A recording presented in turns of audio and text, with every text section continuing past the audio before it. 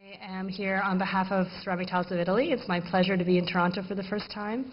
And I am here, the Italian tile industry is here thanks to the Italian Trade Commission, Toronto and Rome office, and the Association of Italian Ceramics, which is Confindustria Ceramica, and also the Ministry for Economic Development. So they all came together to bring the industry here. We have a booth 240 where we have a selection of 4 manufacturers and information on the whole industry, but we have great, fabulous mosaics, porcelains, texture tiles, and you'll see a lot of that in Edie's presentation and followed by Anna as well, but you can see some of those and actually touch them at our booth 240 from FAP, Casal Grande Padana, Appiani, and Mirage. We put this together because we do an annual show every year called Tresai. It's in Bologna. It takes place in September, and it's amazing. And I've been going for, I think, 20 years now. And one of our guests over the years has been Edie Cohen from Interior Design Magazine. She's the deputy editor of Interior Design and also the West Coast editor. And she's also an Italian tile lover and an Italian lover. So she came this year with us, and I think last, and has been tracking trends in the tile industry for the last, I don't know how many years now. And so she's going to give you some highlights of what she saw in Bologna, also just the whole sort of Italian love of ceramics and the culture that's behind our industry's commitment to this product. And she'll be talking about the show and what she saw in trends in general. So without further ado, I give you Edie Cohen, one of my favorite journalists and tile and design lovers. Okay, thanks. Thanks, Chris. So here's the question, and Chris, I think, gave you the answer. Why would somebody from Southern California, sunny Southern LA, consent to come to Toronto in the middle or end of January? And in my case, it's because I want to share with you my great love for 2 things, Italian tile and the city of Bologna. Has anybody here ever been to Tresai? Okay. Well, you then know that there's miles and miles of tile, and you also know something about the city of Bologna, because let's face it, nobody ever goes to a trade show abroad, especially Italy, without exploring the host city. For those of you who haven't, part of my role here today is to create a You Are There experience. And before we jump into some of the amazing products that were on view, I want to show you just some views of the amazing city of Bologna. I first went there, I think it was about 10 years ago, for Tresai. I was the guest of the Italian Trade Commission, and I thank them for that.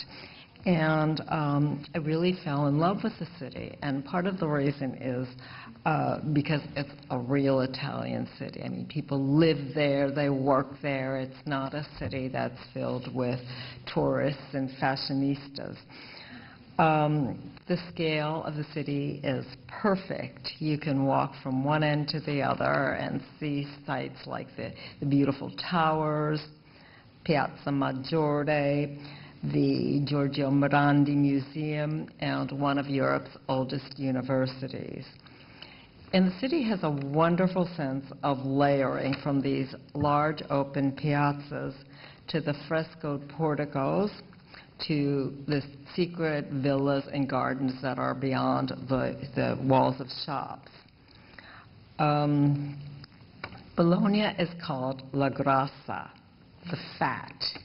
It's judged to have some of the best food in Italy, and one look at these amazing salumerie and produce shops shows why. For me, there's nothing better than a bowl of tortellini in brodo at one of my favorite restaurants, Pappagallo. Every year that I go, I drag a group of people on the trip, and I say, oh my gosh, I hope you like this as much as I do, because I dream about it for weeks up to Tresai and for weeks after. I won't tell you that one year I smuggled in fresh tortellini to the States, and I got, just out of range of the sniffing beagles. So now that you've got a taste of the city, let's move on to some of this year's trends. Okay, designer labels. Without a doubt, the most talked about aspect of this year's Chersai was the participation of big-name designers. They're bringing a whole new level of design to an element that's really one of the world's oldest and richest design elements. Mutina had the perfect trifecta. First, there was the ubiquitous Patricia Urquiola, and she was there with her daughter, who was just adorable. Patricia she added different depths of textures to her bas-relief group with cloud, garland, and patchwork. And she added some soft-looking textures to her déchiré group. Then we had the design group from the UK, and they were called Raw Edges. They were Yaou Mayer and Shea Alcalay. And their collection was called Folded. It's easy to see the origami influence. Japanese Tokujin Yoshioka turned to nature for inspiration, even though his Phenomenon series turned out to have been heavily geometric. The designer Patrick Nourget checked in at Leia with the collections of lines and waves. And these illustrate another trend, very large format thin tile. These tiles are 3 meter by 1 meter, and that translates to 10 feet by 3 feet, and they measure only 3 millimeters thick. So we saw a lot of these slim, large tiles, especially in introductions resembling marble or textures like granite and concrete. Also at Leia was the designer Diego Grandi. He introduced gouache. This had an almost three-dimensional look, and it was created with colorful geometric shapes. Continuing his collaboration with Bardelli, Marcel Wanders showed prototypes of these beautiful black and white drawings. You can just sort of imagine him sitting there sketching. I liked Massimiliano Adami's Terra Viva. It looks like there are cracks in the floor.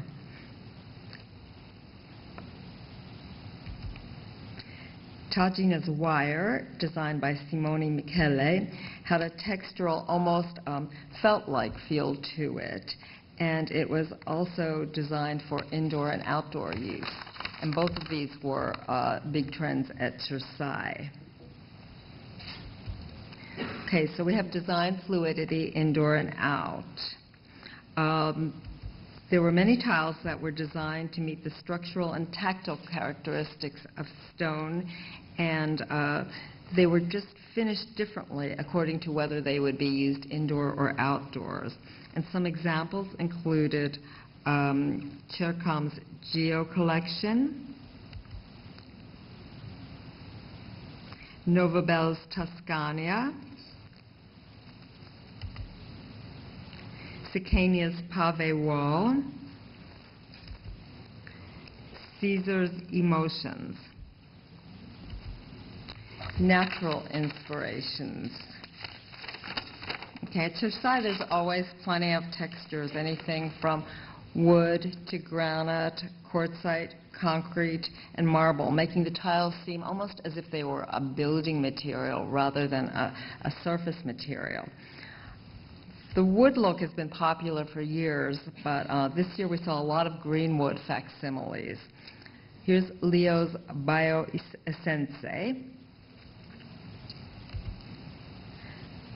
Cherem, in fact, called its collection greenwood, and it had an almost industrial antique look.